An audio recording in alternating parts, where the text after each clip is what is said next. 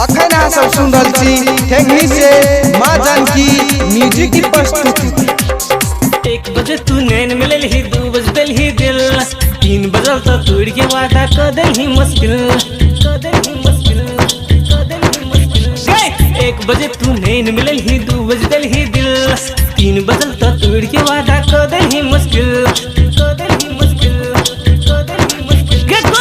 4 बजल अब चुम्मा दे, 4 बजल अब चुम्मा दे, 4 बजल अब चुम्मा दे, 4 बजल अब चुम्मा दे। 1 बजे तू नैन मिलल ही, 2 बजे दिल ही दिल, 3 बजल तो तोड़ के वादा कर दिल ही मुश्किल है। 1 बजे तू नैन मिलल ही, 2 बजे दिल ही दिल, 3 बजल तो तोड़ के वादा कर दिल ही मुश्किल। के गोरी 4 बजल अब चुम्मा दे, 4 बजल अब चुम्मा दे, 4 बजल अब चुम्मा दे, 4 बजल अब चुम्मा दे न गे।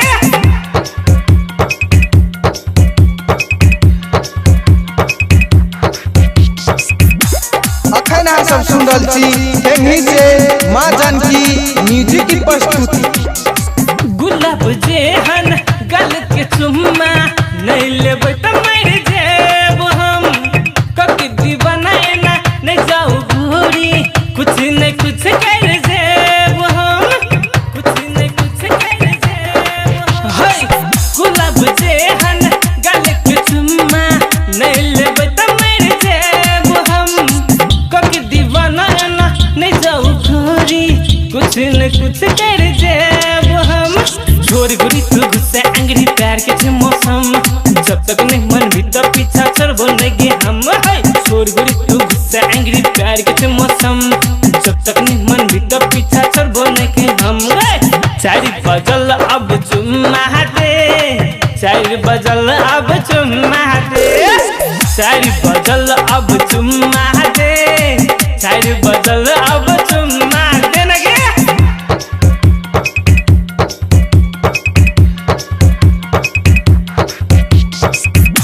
अखन अहाँ सब सुन रहल छी ठेंगनी से माँ जानकी म्यूजिक की प्रस्तुति।